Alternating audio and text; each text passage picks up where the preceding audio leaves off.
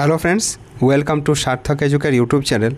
Dear friends, आजकेर क्लासे upcoming Assam university এর বিএড এন্ট্রান্স এক্সাম 2025 এর জন্য টিচিং অ্যাপটিটিউড থেকে টিচিং মেথডস অ্যান্ড ইনোভেশন এই টপিকের উপর 20টি গুরুত্বপূর্ণ এমসিকিউ আলোচনা করব।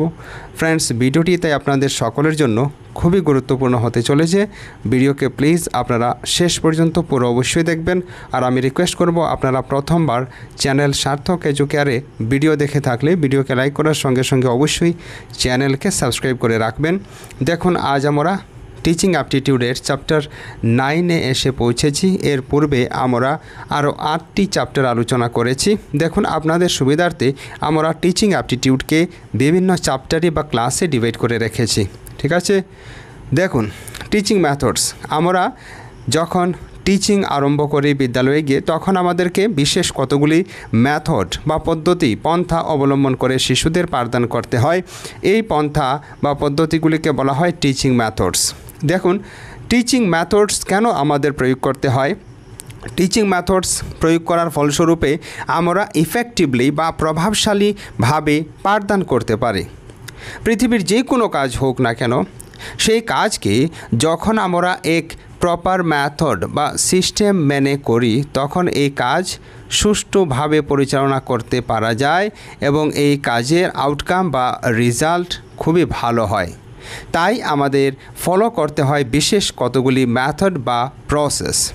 ঠিক একইভাবে আমরা যখন শিশুদের ইফেক্টিভলি বা প্রভাবশালীভাবে পাঠদান করতে চাইব, নলেজ ইম্পার্ট, এক্সপিরিয়েন্স ইম্পার্ট করতে চাইব, তখনও আমাদের ফলো করতে হয় বিশেষ কতগুলি পন্থা, পদ্ধতি, সিস্টেম বা টেকনিক বা মেথড। এই মেথডগুলিকে বলা হয় টিচিং মেথডস। ঠিক আছে, তারপর ইনোভেশন। ইনোভেশন মানে কি? ইনোভেশন মানে নতুন কিছু আবিষ্কার। এখন আপনি কি রকেট সায়েন্স আবিষ্কার করবেন?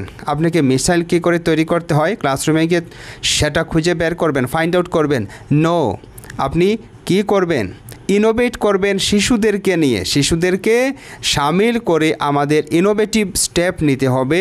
এমন পন্থা, এমন সিস্টেম, এমন মেথড, টেকনিক আমাদের অ্যাপ্লাই করতে হবে যে টেকনিকগুলির ফলস্বরূপে, টেকনিকগুলি অ্যাপ্লাই করার ফলস্বরূপে শিশুরা নতুন কিছু শিখতে পারে, নতুন কিছু আবিষ্কার করতে পারে।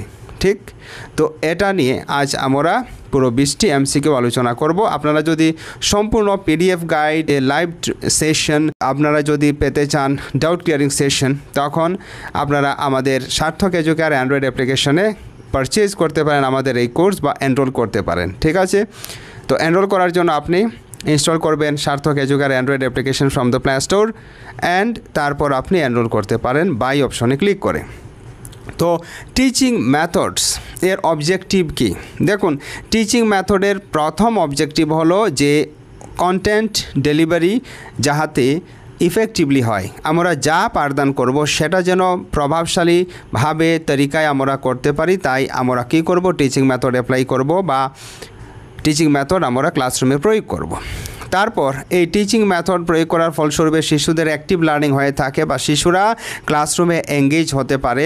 ঠিক আছে, এবং শিশুরা প্রত্যেক কাজে যখন পার্টিসিপেট করবে তখন automatically they will be engaged.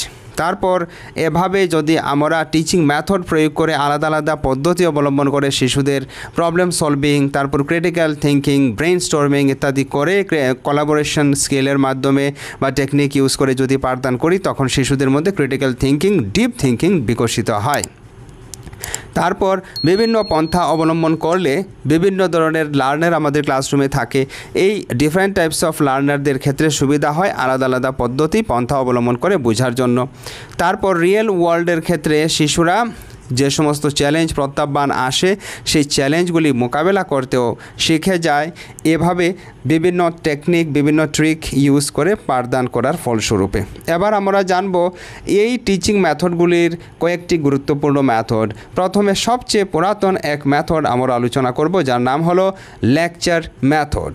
আমরা সকলেই বিদ্যালয়ে গিয়ে শিক্ষা গ্রহণ করে এসেছি। আমাদের বিদ্যালয়ের যে ক্লাসগুলির কথা মনে যদি আমরা করি, তখন আমরা এই মেথডকে বেশি প্রয়োগ করতে দেখেছি, লেকচার মেথড। আমাদের শিক্ষক শিক্ষিকাগণ বিদ্যালয়ের শ্রেণীকক্ষে প্রবেশ করার পর বিভিন্ন বিষয়ে বিভিন্ন টপিক নিয়ে আলোচনা করেছেন, লেকচার দিয়েছেন, আর আমরা প্যাসিভ লার্নার, নিষ্ক্রিয় শ্রোতা হিসাবে সেগুলি শুনেছি। কতটুকু বুঝতে পেরেছি কি না সেটা ভালো করে কিন্তু টিচার যাচাই করেননি।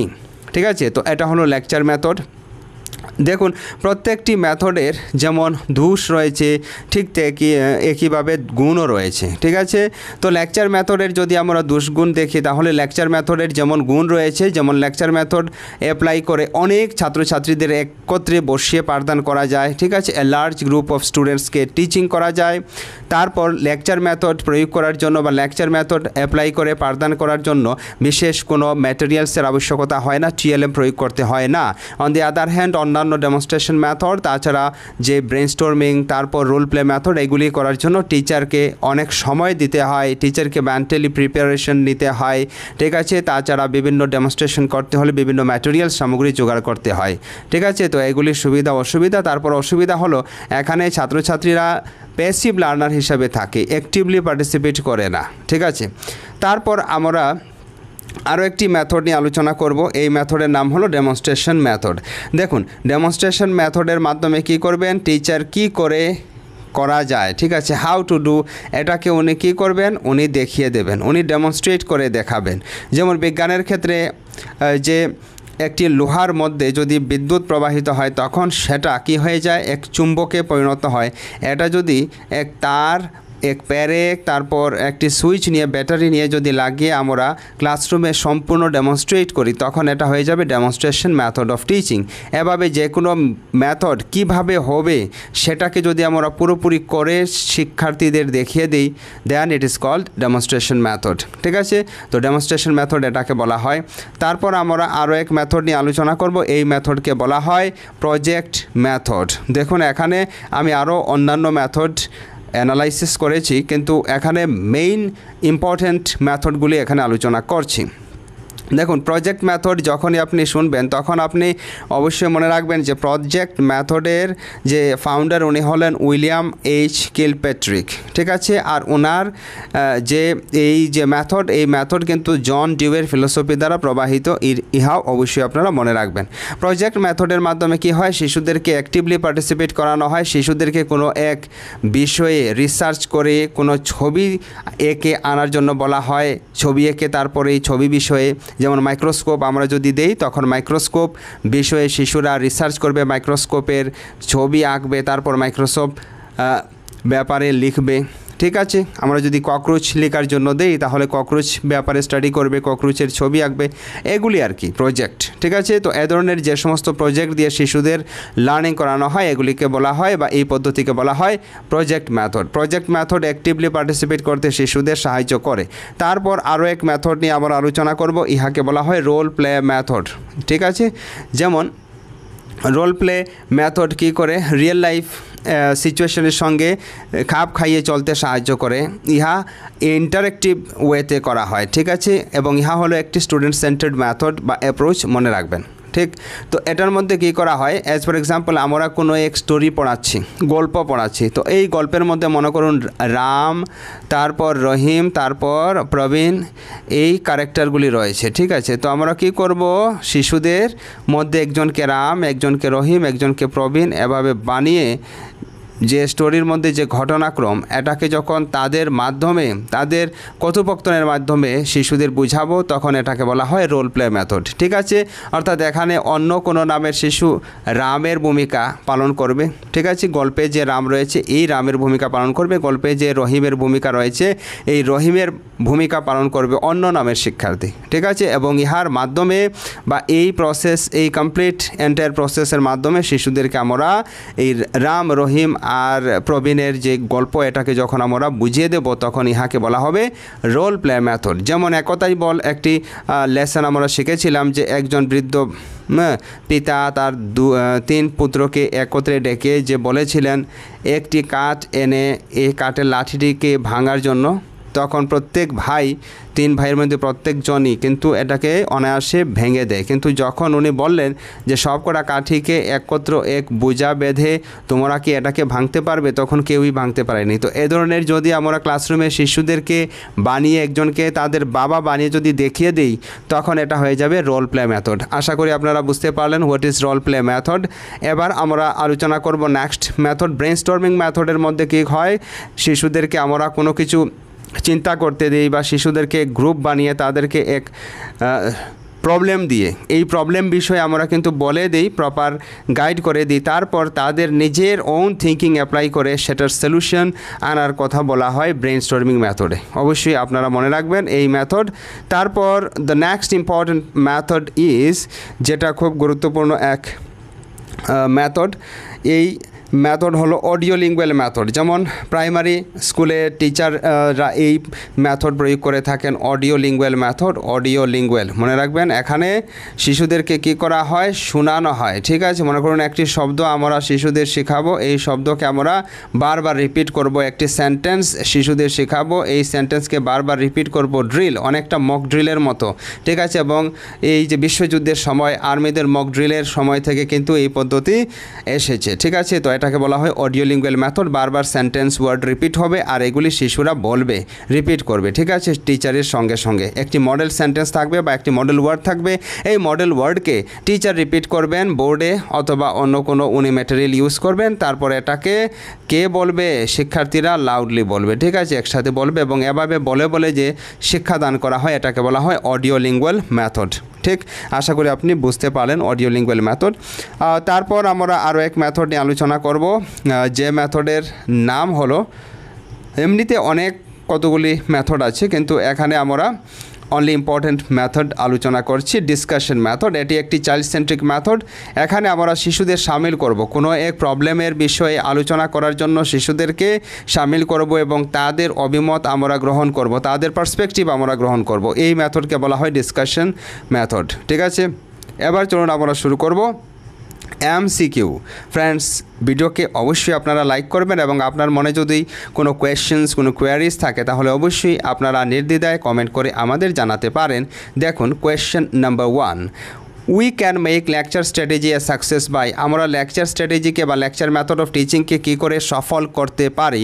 Option A, presenting the content in a logical sequence with force.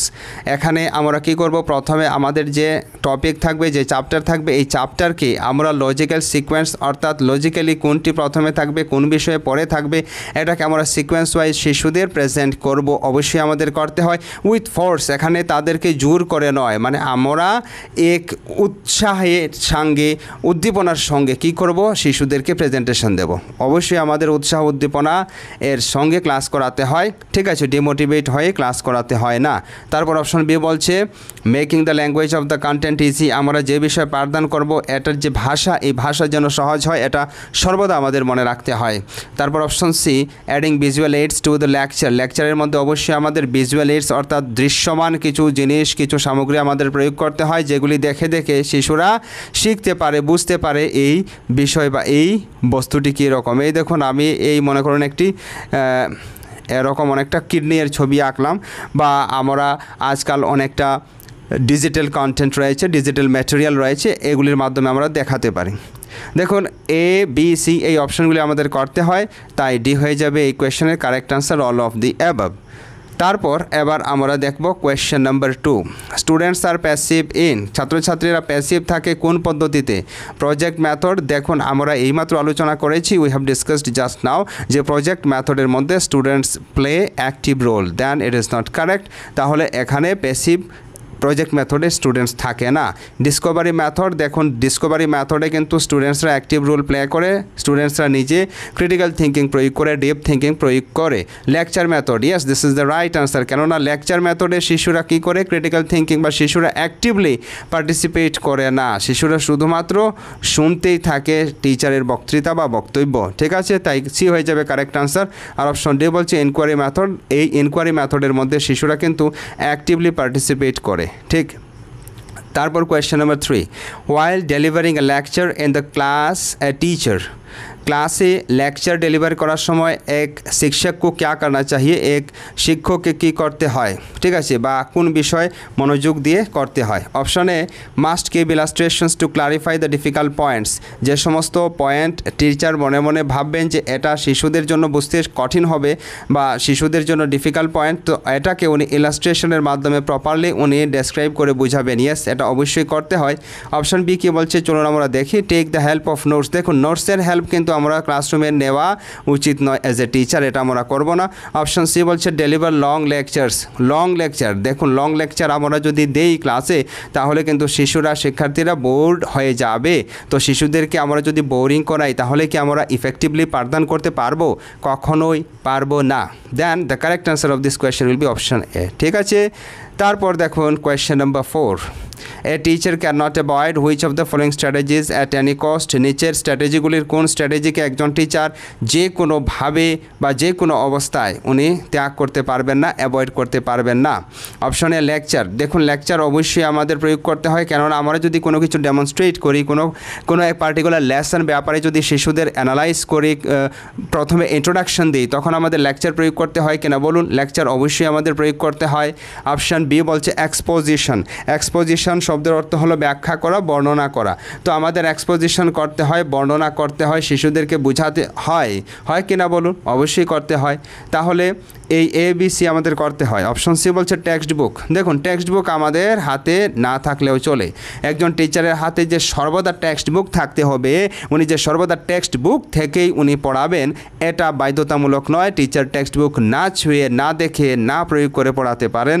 তাই এই কোয়েশ্চেনের কারেক্ট আনসার হয়ে যাবে option D, both A and B, ঠিক আছে। এ অ্যান্ড বি আমাদের করতে হয় এবং এ অ্যান্ড বি অর্থাৎ লেকচারকে এবং এক্সপোজিশনকে কোনো অবস্থাতেই as a teacher you can not avoid, আমরা ত্যাগ করতে পারি না বা অ্যাভয়েড করতে পারি না। তারপর question number 5, teacher plays only the role of a guide and helper in, teacher একজন রোল প্লে করেন গাইড এবং হেল্পার হিসাবে, কোথায়? ইন, ঠিক আছে। তো অপশন এ দেখুন ডিসকাশন মেথড, ইয়েস ডিসকাশন মেথডে গাইডের রোল প্লে করেন টিচার, ঠিক আছে। তারপর analysis and synthesis method, analysis and synthesis মেথডেও টিচার বুঝিয়ে দেন, টিচার শিশুদের গাইড করিয়ে দেন, রাস্তা দেখিয়ে দেন যে এভাবে তার অ্যানালাইসিস করতে হবে, তার সিনথেসিস বিশ্লেষণ সংশ্লেষণ এভাবে করতে হয়, সে সমস্ত কিছু টিচার यहाँ दिखाकर देते हैं। Option C inductive and deductive method, inductive deductive মেথডে যেমন ইন্ডাকটিভ হলো কি আমরা যখন একইভাবে চিন্তা করব এবং ডিডাকটিভ হলো কি ডাইভার্স ওয়েতে, ঠিক আছে, চিন্তা করব। তো এই উভয় মেথডে কিন্তু আমরা কি করে থাকি, টিচার একজন গাইডের একজন হেল্পারের ভূমিকা নিয়ে থাকেন, ঠিক আছে। ইন্ডাকটিভ মেথডে ডিডাকটিভ মেথডেও কিন্তু টিচার গাইড করতে হয় শিশুদের। Therefore the correct answer of this question is option D, all of the above. Next question number 6, team teaching. Team teaching মানে কি? দেখুন টিম টিচিং হলো এমন এক পদ্ধতি যে পদ্ধতির মধ্যে কয়েকজন টিচারকে দিয়ে এক টিম বানানো হয় এবং টিচার একে অন্যের কাছ থেকে কিছু শিখে তারপর টিচার অর্থাৎ যে গ্রুপ আমরা বানিয়ে দেবো, টিচারের গ্রুপ কিন্তু এটা স্টুডেন্টের গ্রুপ নয়, মনে রাখবেন। তো এই টিচারের গ্রুপ, যে টিচারের বেশি এক্সপিরিয়েন্স রয়েছে, দক্ষতা রয়েছে, ওই টিচারের এক্সপিরিয়েন্স উনি অন্যদের সঙ্গে শেয়ার করবেন এবং প্রত্যেকে একে অন্যের কাছ থেকে শেয়ার করে যখন প্ল্যান করে একটি ক্লাসরুম কন্ডাক্ট করবে তখন এটাকে বলা হয় টিম টিচিং, ঠিক আছে। তো কোয়েশ্চেন নাম্বার 6 এর অপশনগুলো আমরা দেখবো। অপশনে involves teams of teachers to optimize resources, interest and expertise, yes this is the correct answer. কেননা টিম টিচিংয়ের মধ্যে যে সমস্ত টিচারকে দিয়ে আমরা গ্রুপ তৈরি করব তারা কী করবে, রিসোর্সেস অর্থাৎ যে সমস্ত সম্পদ রয়েছে, যেমন বোর্ড রয়েছে, ডিজিটাল বোর্ড রয়েছে, ল্যাপটপ রয়েছে, ডেস্কটপ রয়েছে, ব্ল্যাকবোর্ড রয়েছে, হোয়াইট বোর্ড রয়েছে, সমস্ত কিছু প্রয়োগ করবে। ডাস্টার রয়েছে, ইলাস্ট্রেটর রয়েছে, বিভিন্ন ধরনের চার্ট রয়েছে, গ্লোব রয়েছে, সমস্ত কিছু প্রয়োগ করবে, স্কেলিটন রয়েছে, ঠিক আছে। তারপর শিশুদের ইন্টারেস্টকে অবশ্যই মাথায় রাখবে এই এক্সপার্ট টিচাররা বা এই টিচাররা, ঠিক আছে। আর তারপর ওনারা কী করবেন, যে সমস্ত বিষয় এক্সপ্লেন করবেন এই বিষয়ে অবশ্যই ওনারা এক একজন এক্সপার্ট থাকবেন। তাই এ হয়ে যাবে এই কোয়েশ্চেনের কারেক্ট আনসার, আশা করি আপনি বুঝতে পারেন। আর বি অপশন বলছে is a way out to manage with the shortage of teachers. দেখুন টিম টিচিং শর্টেজ অফ টিচারকে ম্যানেজ করার জন্য করা হয় না। টিম টিচিং করতে হলে অনেক টিচারের প্রয়োজন হয়, বিশেষ করে অনেক টিচার, মানে আমি এই অর্থে বলছি যে একটি ক্লাসরুম একজন টিচার পরিচালনা করে থাকেন, কিন্তু এখানে একটি ক্লাসরুম কয়েকজন টিচার মিলে পরিচালনা করবেন, কয়েকজন টিচারের প্ল্যান সামিল থাকবে, ঠিক আছে। তারপর অপশন সি কেন হবে না, দেখুন encourage healthy competition among teams of teachers in school. দেখুন হেলদি কম্পিটিশন আর আনহেলদি কম্পিটিশন কখনোই কিন্তু একটি পজিটিভ টার্ম হয় না, তাই কম্পিটিশন আমাদের করানো যাবে না, ঠিক আছে। কম্পিটিশন আমরা টিচারে এবং স্টুডেন্টসদের দিয়ে করাবো না, ওকে।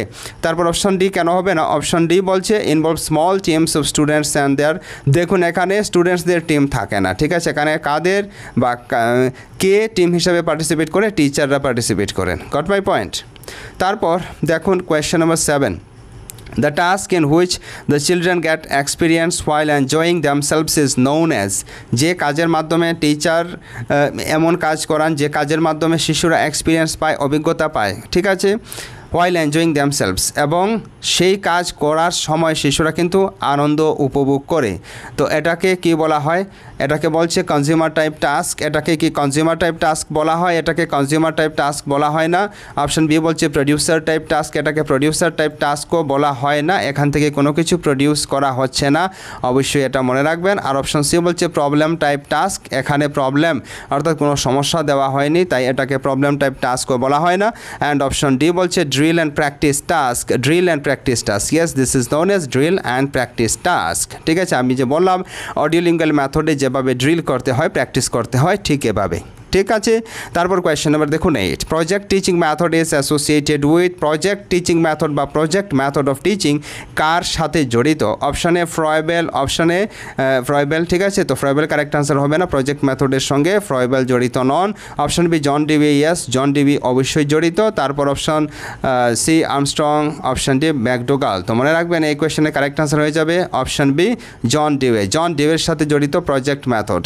তারপর কোয়েশ্চেন নাম্বার দেখুন এবার 9, As a teacher who firmly believes in social constructivist theory, একজন শিক্ষক হিসাবে যে শিক্ষক একজন মনে করেন যে সোশ্যাল কনস্ট্রাকটিভিস্ট থিওরিকে বিশ্বাস করেন, ঠিক আছে, কার, লেভ বাইগোটস্কির। লেভ বাইগোটস্কি বলেছেন যে শিক্ষণ কিসের মাধ্যমে হয়, সোশ্যাল ইন্টারাকশনের মাধ্যমে হয়। Which of the following method should you prefer for assessing your students. তো আপনি একজন টিচার হিসাবে নিজের কোন মেথড প্রয়োগ করবেন আপনার শিশুদের মূল্যায়ন করার জন্য, ঠিক আছে। তো অপশন এ বলছে স্ট্যান্ডার্ডাইজড টেস্টস, অপশন বি বলছে ফ্যাক্ট বেসড রিকল কোয়েশ্চেন্স। এখানে রিকল কোয়েশ্চেন্স আছে, মানে এখানে মেমোরাইজেশন ক্র্যামিংয়ের কথা আছে, কাট করে দিলাম, এটা হবে না। স্ট্যান্ডার্ডাইজড টেস্টও এখানে হবে না। অপশন সি বলছে objective multiple choice type questions, MCQ, যেমন এমসিকিউ এখানে আমি আলোচনা করছি, এই এমসিকিউগুলিও কিন্তু কারেক্ট হবে না। এখানে কারেক্ট আনসার হয়ে যাবে কোলাবোরেটিভ প্রজেক্ট, যেহেতু লেভ বাইগোটস্কি বলেছেন যে সোশ্যাল ইন্টারাকশনের মাধ্যমে শিক্ষণ সংগঠিত হয়ে থাকে, তাই কোলাবোরেটিভ প্রজেক্ট অর্থাৎ আমরা যদি এক গ্রুপ বানিয়ে শিশুদেরকে প্রজেক্ট দান করে করে আনার জন্য দেই, তখন কি হবে, শিশুরা মিলে সেটার সমাধান করবে এবং এর ফলস্বরূপে শিশুদের মধ্যে সোশ্যাল ইন্টারাকশন হবে, ঠিক আছে। তারপর দেখুন question number 10, emphasises activity based on teaching. Activity based on teaching এটাকে কি বলা হয় বা এটা কিসের উপর গুরুত্ব আরোপ করে। অপশনে বলছে ডিসিপ্লিন ক্লাস। দেখুন অ্যাক্টিভিটি বেসড টিচিং ডিসিপ্লিন ক্লাসের উপর শুধুমাত্র ফোকাস করে না। অপশন বি বলছে to complete the activity in a fixed time period, এক নির্দিষ্ট স্থায়ী বা স্থির সময়ে করা হয় একটি কাজকে, না এটা করা হয় না অ্যাক্টিভিটি বেসড টিচিংয়ে। অপশন সি বলছে active participation by all students, yes this is the right answer, কেননা অ্যাক্টিভিটি বেসড টিচিং সকল ছাত্রছাত্রীদের অ্যাক্টিভ পার্টিসিপেশনকে এনশিওর করে, ঠিক। তারপর অপশন ডি বলছে to take the exam after the end of the activity. দেখুন এক্সাম শেষ হওয়ার পর বা অ্যাক্টিভিটি শেষ হওয়ার পর এক্সাম নেবেন, এখানে এক্সাম নেওয়ার কথা এখানে আসছে না, ঠিক আছে, এখানে অ্যাক্টিভলি পার্টিসিপেট করার কথা আসছে। তারপর দেখুন question number 11, use of methods where learners own initiative and efforts are involved is an example of. এমন এক মেথড বা এমন এক টিচিং মেথড যেখানে শিক্ষার্থীদের নিজেদের ইনিশিয়েটিভ, নিজেরা যে সমস্ত বিষয়ে ওরা রিসার্চ করেছে বা নিজেদের যে ওদের ওন থিঙ্কিং, এটাকে আমরা মেনে নেই বা এটাকে আমরা সামিল করি, ঠিক আছে। টিচারগণ এটাকে গ্রহণ করে থাকেন, এটাকে মিলিয়ে সমস্যার সমাধান করে থাকেন, এটাকে কি বলা হয়। অপশানে বলছে ট্র্যাডিশনাল মেথড। দেখুন ট্র্যাডিশনাল মেথড মানে লেকচার মেথড, এটা কারেক্ট আনসার হবে না। ট্র্যাডিশনাল মেথডে শুধুমাত্র teacher is right and students are wrong, ঠিক আছে। তারপর বি অপশন বলছে ইন্টারপার্সোনাল ইন্টেলিজেন্স, এখানে ইন্টারপার্সোনাল ইন্টেলিজেন্সের কোনো কথা আসছে না, this is not correct. Option C বলছে ডিডাকটিভ মেথড, এখানে ডিডাকটিভ মেথডের কথা আসছে না, এখানে learner centred method, yes this this is the right answer. যে মেথডের মধ্যে আমরা শিশুদের মতামতকে গুরুত্ব দিয়ে থাকি, শিশুদের মতামত নিয়ে আমরা কাজ করে থাকি, ক্লাস কন্ডাক্ট করে থাকি, এটাকে বলা হয় লার্নার বা children centred method of teaching. তারপর দেখুন question number 12, which of the following is the most effective method to encourage conceptual development in students. ছাত্রছাত্রীদের মধ্যে যদি আমরা কনসেপচুয়াল ডেভেলপমেন্ট, যদি আমরা তাদেরকে ধারণাগত বিকাশ করাতে চাই, তখন কি করতে হবে বা কোন মেথড সবচেয়ে গুরুত্বপূর্ণ বা সবচেয়ে প্রভাবশালী হবে, অপশনগুলি চলুন আমরা এক এক করে এক্সপ্লোর করব। এখানে অপশনগুলি এখানে রয়েছে, এই দেখুন, এই যে অপশন ABCD। অপশন এ বলছে replace the students incorrect ideas with correct ones by asking them to memorize. এখানে দেখুন মেমোরাইজ কথা আছে, তো it is a negative term, এটাকে আমরা কাট করে দিব। অবশ্যই আপনারা মনে রাখবেন, যখন এই ক্র্যামিং, মেমোরাইজেশন, এক্সাম রিলেটেড আপনি অপশন পাবেন, তখন আপনি এটাকে সঙ্গে সঙ্গে কাট করে দেবেন, এগুলি হলো negative term. Got my point. তারপর দেখুন নেক্সট অপশন বলছে give students multiple examples and encourage them to use reasoning. Yes, অবশ্যই এটা কারেক্ট হয়ে যাবে। ছাত্রছাত্রীদেরকে আমরা বেশ কয়েকটি এক্সাম্পল প্রোভাইড করব, তারপর ওদেরকে উৎসাহ প্রদান করব যে ওরা যেন নিজের চিন্তা শক্তি প্রয়োগ করে, ওরা রিজনিং প্রয়োগ করে, কোনটি হতে পারে কোনটি হতে পারে না এটা প্রয়োগ করে যেন শিশুরা কারেক্ট আনসার বের করে বা প্রবলেমের সলভ করে, সলিউশন করে। আর অপশন সি কেন হবে না? ইউজ পানিশমেন্ট, এখানে পানিশমেন্ট আছে, নেগেটিভ টার্ম সঙ্গে সঙ্গে কাট করে দিলাম। যখন আপনি এমন কোনো কোয়েশ্চেন পাবেন যে কোয়েশ্চেনে কোনটি কারেক্ট আনসার হবে আপনি বুঝতে পারছেন না, তখন আপনাকে এলিমিনেশন মেথড প্রয়োগ করতে হবে। এ ধরনের নেগেটিভ টার্ম থাকা অপশন ফাইন্ড আউট করতে হবে, তারপর এগুলিকে আপনি এলিমিনেট করে দেবেন, তারপর দেখবেন automatically you can find the correct answer. ঠিক আছে, কেননা এই টিচিং অ্যাপটিটিউডে এমন কতগুলি কোয়েশ্চেন্স আপনারা পরীক্ষায় এক্সাম হলে গিয়ে পাবেন যে কোয়েশ্চেনগুলির আনসার মাল্টিপল থাকবে। আপনার মনে আসবে যে এই প্রশ্নের উত্তর এ হতে পারে, বিও হতে পারে বা সিও হতে পারে, কিন্তু তখন আপনি এলিমিনেশন মেথড প্রয়োগ করবেন। ঠিক আছে, তারপর অপশন ডি বলছে new concepts need to B understood on their own without. দেখুন নতুন কনসেপ্ট, নিউ কনসেপ্ট তাদের নিজেদের দ্বারা আন্ডারস্ট্যান্ডিং করার, বোঝার কথা বলা হয়েছে, এটা রং। এটা নিজেদের দ্বারা কি আমরা নতুন কনসেপ্ট বুঝতে পারি? মোটেই পারি না, অন্যদের গাইড অবশ্যই আমাদের প্রয়োজন হয়। তারপর দেখুন question number 13, should student be allowed to ask questions in the class. বলুন, ছাত্রছাত্রীদেরকে আপনি একজন টিচার হিসাবে ক্লাসরুমে কোয়েশ্চেন করতে ওদেরকে পারমিশন প্রদান করবেন? দেখুন অপশানে বলছে নো। দেখুন দিস ইজ নট কারেক্ট। অবশ্যই আমাদের পারমিশন দিতে হয় ছাত্রছাত্রীদের। বি বলছে ইয়েস, ইয়েস, অবশ্যই আমাদের ছাত্রছাত্রীদের কোয়েশ্চেন আস্ক করতে দেওয়া উচিত।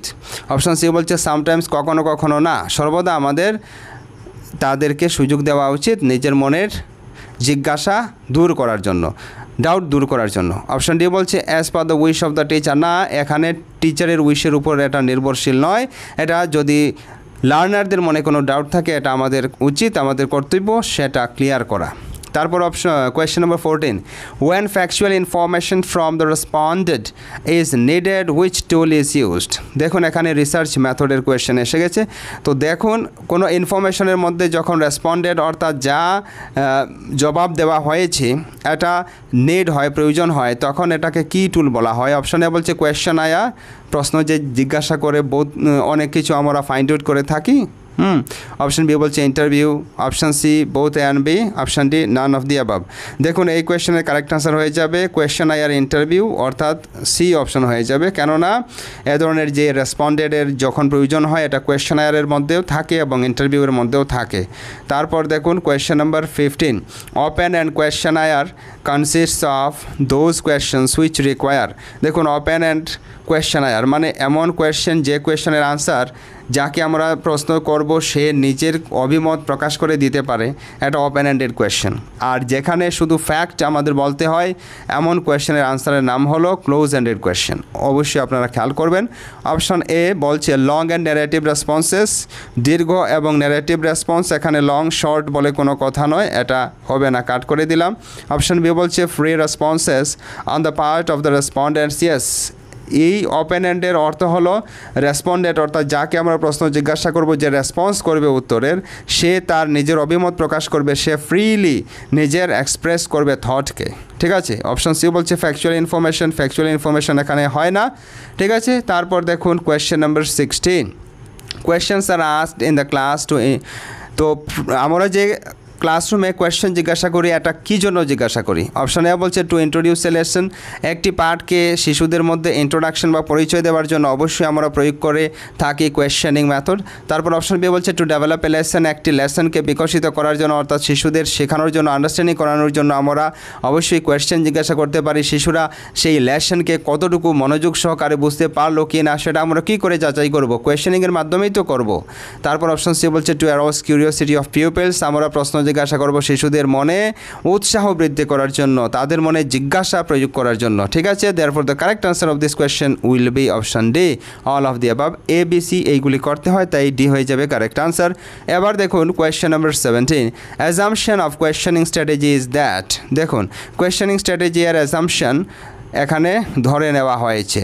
ঠিক আছে, কোয়েশ্চেনিং স্ট্র্যাটেজি এর অ্যাজাম্পশন, তো এটা কি হবে? দেখুন এখানে অপশানগুলি কী বলছে। অপশানে knowledge can be drawn out from within the individual by asking questions. আমরা কী করব? ইন্ডিভিজুয়াল বা ব্যক্তিদের থেকে প্রশ্ন জিজ্ঞাসা করে তাদের জ্ঞান কতটুকু আছে সেটাকে আমরা আউট করতে পারবো, বের করতে পারবো। Yes, this is right. Option B বলছে question can arouse curiosity of peoples. অবশ্যই কোয়েশ্চেন বা প্রশ্ন শিশুদের মনে জিজ্ঞাসা জাগাতে পারে, বৃদ্ধি করতে পারে। অপশন সি বলছে they are the means to develop interactions between the teacher and peoples. Option C বলছে যে টিচার অর্থাৎ ছাত্র এবং শিক্ষকের মধ্যে ইন্টারাকশন মিথস্ক্রিয়া করার ইহা একটি মাধ্যম। Therefore the correct answer of this question will be option D. ঠিক আছে, এখানে অপশন ডি হয়ে যাবে কারেক্ট আনসার। তারপর দেখুন question number 18, which of the following points should be kept in view in order to make questioning strategy a success। questioning strategy কে যদি আমরা successful বানাতে চাই তখন কোন স্ট্র্যাটেজি আমাদের ফলো করতে হবে? Option A every question must be related to the next one. আমরা যে সমস্ত কোয়েশ্চেন করব এই কোয়েশ্চেনের প্রতিটি কোয়েশ্চেন কিন্তু আগামী টপিকের সঙ্গে সংযুক্ত বা আগামী কোয়েশ্চেনের সঙ্গে সম্পর্কিত থাকবে। ইয়েস, ইহা অবশ্যই থাকতে হয়।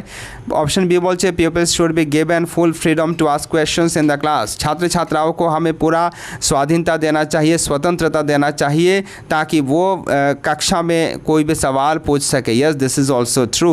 Option C no such questions should be asked whose answers start with yes और नो। ऑप्शन सी बोल रहा है कि यहाँ ऐसा कोई सवाल हम नहीं करेंगे जिसका आंसर, जिसका जवाब हाँ या ना से शुरू हो। तो ये भी हमें करना चाहिए जिसका जवाब डिटेल में हो। ठीक है, जिसका जवाब स्टूडेंट अपना ओन थॉट से दे, ऐसा सवाल हमें करना चाहिए क्लास में। ठीक है, तो इस सवाल का सही जवाब हो जाएगा ऑप्शन डी। फ्रेंड्स, मैं पहले पूरा बांग्ला में बात कर रहा था, लेकिन बहुत सारे हमारे दोस्त ने पूछा है, दोस्त ने हमें विनती किया है कि सर हो सके तो बांग्ला के साथ साथ हिंदी में भी बात कीजिएगा। तो मुझे थोड़ा बहुत हिंदी भी आ जाता है, इसलिए मैं प्रयास करूँगा नेक्स्ट डे जो क्लासेस आएगा उन हर एक क्लासेस को बंगाली के साथ साथ बांग्ला भाषा के साथ साथ हिंदी भी मिक्स करके करवाने का मैं रिक्वेस्ट करता हूँ आपको। आप प्लीज़ हमारे कोर्स को भी एनरोल कर सकते हैं, सिर्फ 499 रुपीज़ पे करना होगा। ये कोर्स वैलिड कब तक रहेगा? नेक्स्ट बीएड एंट्रेंस एग्ज़ाम तक, यानी कि बीएड एंट्रेंस एग्ज़ाम 2025 तक। ठीक है, तो क्वेश्चन नंबर 19 क्या बता रहा है, चलिए हम जान लेते हैं। What instructions should a teacher give to the students to seek the answer to the questions? क्या इंस्ट्रक्शंस हमें छात्र छात्राओं को देना चाहिए एक शिक्षक के रूप में ताकि हम जवाब पा सकें? Option A seek the answer to the questions, हमें क्या करना चाहिए? सवाल का जवाब पूछना चाहिए। Option B ask the answers to the questions from the teachers, हमें ऐसा बोलना चाहिए कि जो जवाब है वो टीचर से स्टूडेंट्स लोग पूछ ले। Option C tell the answer yourself, हम खुद को आंसर बताएंगे, जवाब बताएंगे। Option D find out the answer from your superior colleagues, option D बता रहा है कि भाई जो सही जवाब है ये आपको जो भी लगे कि ये मेरा सुपीरियर हो सकता है, मुझसे ये एक्सपीरियंस्ड है, ज़्यादा बड़े हैं, ठीक है, तो उन क्षेत्र में आप ज़रूर ये काम कर सकते हैं। ठीक है, तो याद रखिएगा ये क्वेश्चन का सही जवाब हो जाएगा ऑप्शन डी। ठीक है, तो हमें क्या करना चाहिए? Teacher give to the student to seek answer to the question. हाँ, तो हमें जवाब कभी कभार हमें छात्र छात्राओं से भी बहुत कुछ सीखने को मिल सकता है, बहुत कुछ हम सीख सकते हैं दूसरों से। इसीलिए एक सक्सेसफुल टीचर बनने के लिए हमें हमेशा तैयार रहना चाहिए सीखने के लिए। Got my point. तो चलिए question number 20 and this is the last question. Meld questionnaire is used when. Meld questionnaire, ये देखिए क्वेश्चनायर मतलब क्या है, जहाँ बहुत सारी क्वेश्चंस को पूछा जाता है। आपने अक्सर टीवी चैनलों पे बहुत सारा ऐसा न्यूज़ चैनलों पे खास करके देखा होगा, बहुत सारा वीडियोस जिनमें पूछते हैं, या फिर हमारे भारतवर्ष में जो एग्ज़िट पोल्स होती हैं उनमें पत्रकार लोग जो हैं ये जाकर के सवाल पूछते हैं, तरह तरह का सवाल पूछते हैं और इनका जवाब वो इकट्ठा करके इसके बाद एक एग्जिट पोल बनवा देते हैं। तो इसे बोलते हैं क्वेश्चनायर। मेल क्वेश्चनायर यानी कि जो क्वेश्चन का सवाल पूछेंगे ये मेल में जो रेस्पोंडेंट है ये जवाब देंगे, ठीक है। तो किन के लिए ये वैलिड है? चलिए ऑप्शन ए बता रहा है कि sample is scattered to a wide area. ये एक सैंपल है जिस सैंपल को हम वाइड एरिया में विस्तार कर सकते हैं। यस, ये देखिए मेल करके अगर हम क्वेश्चंस पूछेंगे तो इसका जवाब हम बहुत ही दूर दूर के इलाकों से भी प्राप्त कर सकते हैं, पा सकते हैं, ठीक है। यहाँ नज़दीक दूर ये कोई मतलब जियोग्राफिकल लोकेशन वैलिडिटी या फिर इम्पैक्ट नहीं कर पाएगा। Got my point. Option B, cost is problem for the investigator. देखो इन्वेस्टिगेटरेर जन्य एखाने कॉस्ट प्रॉब्लम हो दाड़ाबे। कॉस्ट यानी कि खर्चा जो है ये इन्वेस्टिगेटर के लिए प्रॉब्लम हो जाएगा। यस, इसीलिए मेल क्वेश्चनायर पूछ सकते हैं, ठीक है। मान लीजिए कि किसी को मुझे जानना है एससी कास्ट के बारे में, किसी को मुझे जानना है पर्टिकुलर कोई एक, मान लीजिए काछड़ का जो राजबाड़ी है उसके बारे में मुझे जानना है। मान लीजिए यहाँ जो आसपास एक बहुत ही वृद्ध उम्रशाली व्यक्ति रहते हैं तो उनको मैंने फ़ोन करके पूछ सकता हूँ क्वेश्चंस। तो ये भी एक मेल क्वेश्चनायर हो जाएगा। जब मैं बोलूँगा कि भाई कि दादाजी अगर आपका नाती है तो उससे टाइप करके ये जो सवाल मैंने आपसे मेल करके पूछा इसका जवाब आप भी मेल करके दे दीजिए।